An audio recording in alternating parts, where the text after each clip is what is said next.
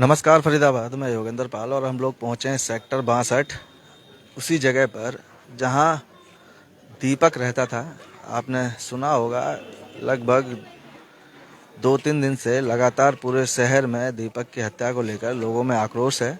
और आज आप देख रहे हैं सेक्टर 62 है आशियाना फ्लैट्स, जहां हम पहुंचे हैं दीपक के घर पर जिसकी बेरहमी से हत्या कर दी गई थी। तो फरीदाबाद लगातार कई सामाजिक संगठन पहुंच रहे हैं दीपक के घर पर और ऑटो यूनियन भी पहुंच रही है, क्योंकि ऑटो चलाता था और उसकी बेरहमी से हत्या कर दी गई थी, जिसको लेकर तमाम संगठन यहाँ पहुंच रहे हैं और कोई मीटिंग रखी गई है। जानेंगे आज कि आखिर क्या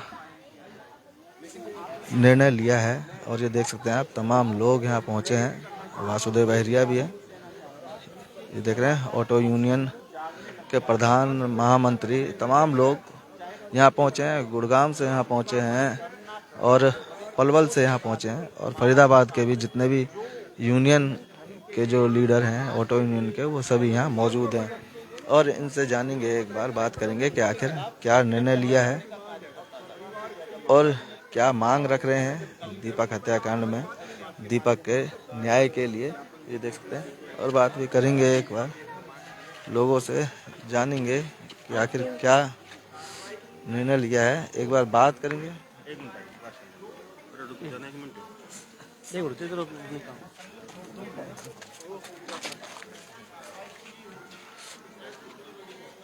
और ये देख रहे हैं, जानेंगे जो लोग पहुंच रहे हैं तमाम, उनसे बात करेंगे। ये देख सकते हैं यहाँ तमाम लोग पहुंचे हुए हैं और निर्णय ले रहे हैं कि आखिर क्या करना है। ये देख रहे हैं ऑटो यूनियन के और तमाम जितने भी संगठन हैं, चाहे वो हिंदू संगठन है या और तमाम तरह के जो सामाजिक सेवक संगठन हैं, उन सभी संगठन के पदाधिकारी यहाँ पहुँचे हैं दीपक के घर पर। ये देख रहे हैं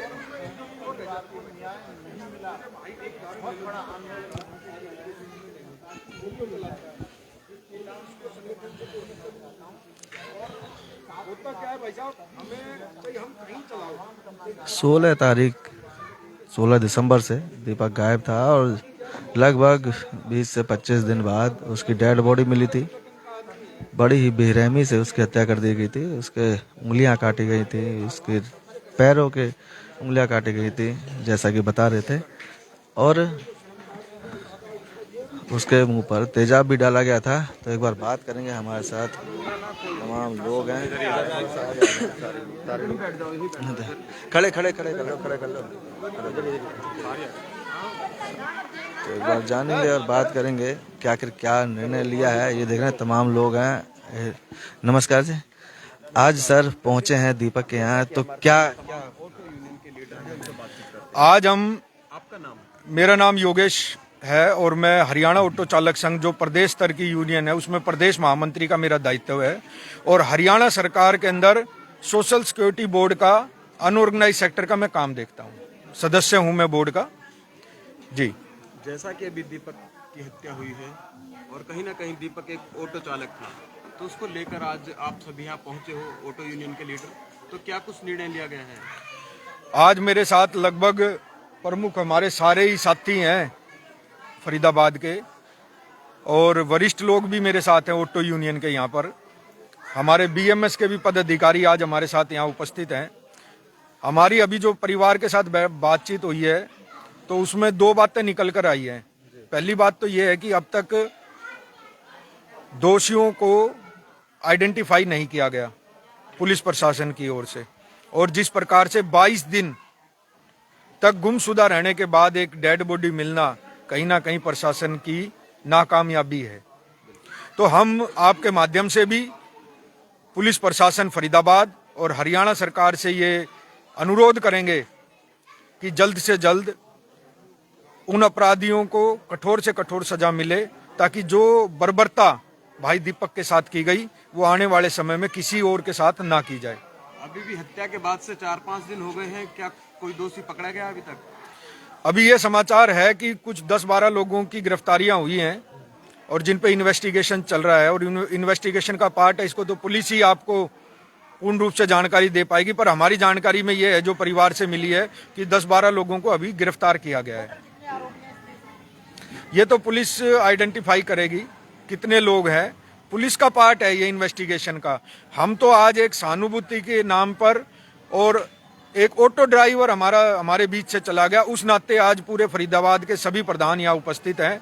और हमने जो अभी तय किया है वो ये हुआ है कि कल हमारी पूरे फरीदाबाद के जितने भी तमाम प्रधान हैं उनकी एक बैठक करेंगे, और बैठक करने के बाद एक सहयोग राशि आपस में सभी लोग चर्चा करके एक सहयोग राशि इकट्ठा करेंगे। चाहे हमें जोड़ी पसार कर भाई दीपक के परिवार के लिए हर एक ऑटो चालक से सहयोग लेना पड़े, उसमें हरियाणा ऑटो चालक संघ और तमाम साथी दिल और आत्मा से काम करेंगे, और एक अच्छा अमाउंट भाई के परिवार को दिलवाने का काम करेंगे। ताकि साथी तो हमारे बीच से चला गया, लेकिन पीछे रहने वाले लोगों को, उसकी एक बहन है जो अभी जिनकी शादी नहीं हुई है, छोटा एक बच्चा है, उनकी घरवाली भी, और खुद की इनकी उम्र 26 साल थी।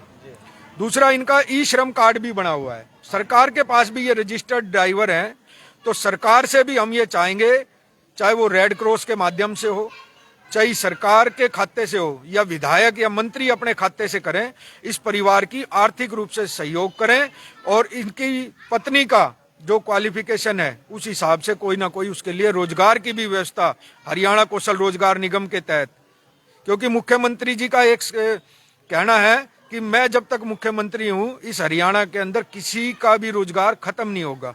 लेकिन आज हमारे परिवार का रोजगार खत्म हो गया, अब इस परिवार में कोई कमाने वाला नहीं है। तो मैं सरकार से यह भी निवेदन करूंगा कि इस परिवार को, जो दीपक भाई जो हमारे बीच में नहीं रहे, उनकी पत्नी को कहीं ना कहीं सरकारी नौकरी देने का काम भी हरियाणा सरकार को करना चाहिए, और जो आर्थिक सहायता सरकार को देनी चाहिए उसके लिए भी सरकार को अपनी पूरी योजना के तहत भाई दीपक के परिवार की आर्थिक सहायता करनी चाहिए। मैं आपके माध्यम से एक विश्वास जरूर दिलाऊंगा, आज मेरे सारे साथी यहाँ मौजूद हैं, एक अच्छा अमाउंट हम लोग भी फरीदाबाद सहित पूरे हरियाणा के ऑटो चालकों से इकट्ठा करके इस परिवार को दिलवाने का काम करेंगे। सरकार की तरफ से अब तक क्या सहानुभूति रही है, क्या मदद? सरकार की तरफ से अभी तक ना तो कोई सरकार का रिप्रेजेंटेटिव, ना कोई मंत्री अभी तक इनके बीच में नहीं आया है परिवार से मिलने के लिए। केवल यहाँ के स्थानीय बल्लभगढ़ के विधायक मूलचंद शर्मा जी, जो पूर्व मंत्री भी रहे हरियाणा सरकार में, वो परिवार से मिलने के लिए आए हैं, और उन्होंने 1 लाख रुपए आर्थिक सहयोग की भी बात परिवार से कही है। तो मैं फरीदाबाद डिस्ट्रिक्ट के तमाम मंत्रियों से मैं आग्रह करूंगा कि ये आपका अपना परिवार का, आपका अपना समाज का व्यक्ति है, इसके लिए हर किसी व्यक्ति को आगे बढ़कर सहयोग करना चाहिए, चाहे उसमें कोई स्थानीय विधायक हो, चाहे विधायक मंत्री हो, या भारत सरकार में बैठे बड़े लोग मंत्री हो। ये तो आपकी मांगे थी सरकार के प्रति, अगर ये मांग नहीं पूरी होती है, सरकार नहीं सुनती है, तो क्या आगे की रूपरेखा रहेगी? अभी हमारे को अहेरिया जी ने ये जो बैठक हुई है संयुक्त रूप से, उसमें यह निर्णय लिया गया है कि कल हमारी एक बैठक करेंगे, और उसमें फिर सरकार को जो हमारी मांग पत्र है, ज्ञापन देने की योजना है। और अगर सरकार हमारी बातों को अनसुना करती है, सारी बात सुनने के बाद भी आंख नाक कान बंद करके रहना चाहती है, तो हमें अगर उसके लिए हड़ताल करनी पड़ो, या सांकेतिक धरना करना पड़ो, या भूख हड़ताल करनी पड़ो, एक एक ऑटो चालक साथी आज दीपक भाई के परिवार के साथ खड़ा है, हम किसी बात में पीछे नहीं हटेंगे। तो मैं सरकार से ये आग्रह करूंगा कि उस स्थिति पर जाकर पूरे फरीदाबाद को हड़ताल के ग्रास में ले जाने का काम अगर जिम्मेदार कोई होगा तो यहाँ का प्रशासन और हरियाणा सरकार होगी। और अहेरिया जी हैं हमारे साथ। मैं भी लहेरिया हूँ। आज हमारा साथी नहीं बीच में रहा, यहाँ कुछ कमियां पुलिस प्रशासन की रही। जैसे हमने यहाँ सुना है, दीपक भाई एक ईमानदार था, एक ऐसा जुझारू बच्चा था हो कि एक लड़की के केस में वो गवाह था। वो आतंकवादी सोच ने इस प्रकार से मारा है जिसमें पुलिस की जिम्मेवारी, पुलिस ने जरा भी अगर जिम्मेवारी निभाई होती तो आज मेरा वो सिपाही ऑटो ड्राइवर जिंदा होता। अगर ऐसे में सरकार दोषियों को जल्दी सजा नहीं दे पाती है और आर्थिक मदद नहीं कर पाती, तो आपका अगला कदम क्या होगा? हमारा अगला कदम तो हमने वोट और सपोर्ट में समस्त हरियाणा ऑटो रिक्शा यूनियन ने पूरी सरकार बनाई है। जब हम कोई चीज बना सकते हैं, हम नहीं चाहते कि हमारे कल को मेरे ऊपर ये आरोप आए कि भील लहेरिया बागी बन गया। मैं कट्टर हिंदू हूं, जात से भील हूं, पीछे नहीं हटूंगा। अगर ये शांति आंदोलन हमारा सरकार या प्रशासन तुरंत ही अगर एक्शन नहीं लेती है इस पे और हमें न्याय नहीं मिलता, न्याय का मतलब दोषियों को तो सजा मिलनी चाहिए, जिससे तालिबान सोच हमारे श्री नरेंद्र मोदी जी और योगी जी जो यूपी में कर रहे हैं, क्या कर रहे हैं, वो यही तो कर रहे हैं कि गुनहगारों को सजा। परंतु यहाँ तो पुलिस उनकी हिमायती बन रही है। आज जो गुनाह हो रहा है हरियाणा में, मेरी लड़ाई यही चल रही है कि पूरे हरियाणा के जो लुटेरे अफसर होते फरीदाबाद में क्यों भेजे जाते हैं। गुमशुदा की रिपोर्ट माँ द्रौपदी की चीर की तरह बढ़ा दी और जब वो आगे आया तो उसकी डेड बॉडी मिली। ये तो बंद कर देते हैं और फिर जांच में यह निकाल देते हैं दोषियों को। तो अगला कदम कितने दिनों में बड़ा आंदोलन करने की चेतावनी है? चेतावनी ये है, हम 4-5 दिन का टाइम अभी डीसी साहब को ज्ञापन देंगे सरकार के लिए। अगर सरकार कोई कदम नहीं उठाती है तो हम जन आंदोलन पर उतरेंगे। पूरे फरीदाबाद की हड़ताल होगी, चक्का जाम होगा। फिर भी सुनवाई नहीं हुई तो हमारे 4 जिले हड़ताल पर उतरेंगे, जिसकी जिम्मेवारी जिला प्रशासन हरियाणा सरकार की होगी। हमें न्याय चाहिए। आप हमारे परिवार को जो लंबे चौड़े भाषण देते हैं कि हम इतनी मदद करेंगे, इसका परिवार है, इसके माँ हैं, बाप हैं। इन आतंकवादियों के लिए जो इस प्रकार के क्राइम करते विदेशों से फंडिंग आती है और हमारी यहाँ की सरकार एक ऑटो वाले परिवार को भीख मांगने पे छोड़ दें क्या? इन बच्चों को, छोटे छोटे बच्चे हैं, घरवाली पढ़ी लिखी है, उसे सरकारी नौकरी दो और हमारे लिए कवच बनो कि भाई ऑटो वालों पे इस प्रकार का जुर्म होता है। क्योंकि मैं जीती जागती मिसाल हूं उस फरीदाबाद की। नीचे से ऊपर तक, चंडीगढ़ तक एप्लीकेशन दे लो, कोई वही ढाक के 3 पात होते हैं। मेरे पास सारे प्रूफ हैं। तो मैं यही कहूंगा सरकार से इस वीडियो के माध्यम से कि सरकार दोषियों के खिलाफ सजा दे ज्यादा से ज्यादा, जिससे हमें तसल्ली हो और हमारे ऑटो ड्राइवरों को एक भरोसा हो इस सरकार पे कि भाई आतंकवादियों को इस प्रकार की सजा दी जाती है और ऑटो वालों को न्याय दिया जाता है। जय हिंद।